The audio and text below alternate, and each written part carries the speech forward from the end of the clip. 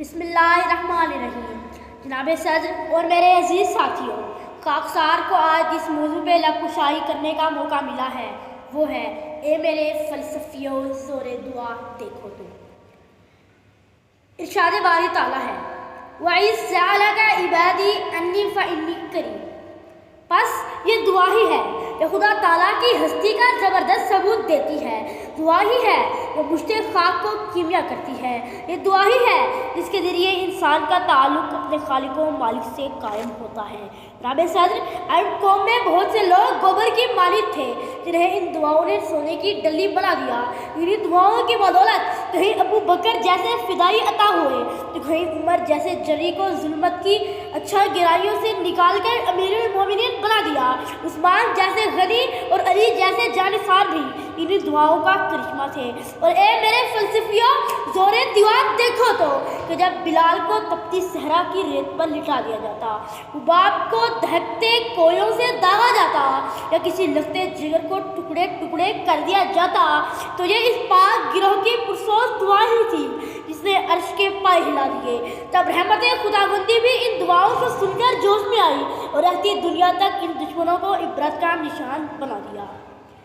دعائیں کرو بس دعائیں کرو تم، ہے وقت دعائیں دعائیں کرو تم، پکارو اس کی جو مشکل کشا ہے، در یار پر ہی صدائیں کرو تم۔ صدر وقار، یہ دعائیں ہے جو انسان کو نت نئے موزے دکھاتی ہے۔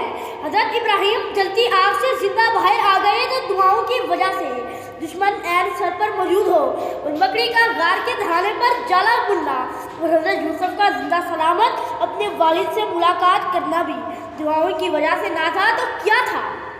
بس اے درخت وجود محمدی کی سرسبز شاخوں، آج تم جس جنگ کے لڑنے کی تیاری کر رہے ہو وہ جنگ میدانوں میں نہیں بلکہ عبادت گاہوں میں سجدوں میں لڑی جائے گی۔ بس آج کے حالات کے لیے دعائیں کریں اور بہت دعائیں کریں، کیونکہ غیر ممکن کو یہ ممکن میں بدل دیتی ہے۔ اے میرے فلسفیوں، زور دعا دیکھو تو۔ اور جناب من، جب میدان جنگ میں 313 نہتے آدمیوں نے کفار کا مقابلہ کیا تو سوچئے، کیا یہ 313 اپنی طاقت سے جنگ جیتے؟ کیا ان کی لکڑی کی تلواروں نے دشمن کو نیست و نابود کر دیا؟ نہیں نہیں، ہرگز نہیں۔ جنگ میدان جنگ میں نہیں جیتی گئی بلکہ رات کے اندھیروں میں دعاؤں اور آہو بکا کے تیروں سے جیتی گئی۔ یہ جنگ ایک فانی فی اللہ کی دعاؤں اور گریہوں زاری سے جیتی گئی۔ بس رمضان المبارک کے اس مقدس مہینے میں خدا تعالیٰ ہمیں اس کی توفیق عطا فرمائے، آمین۔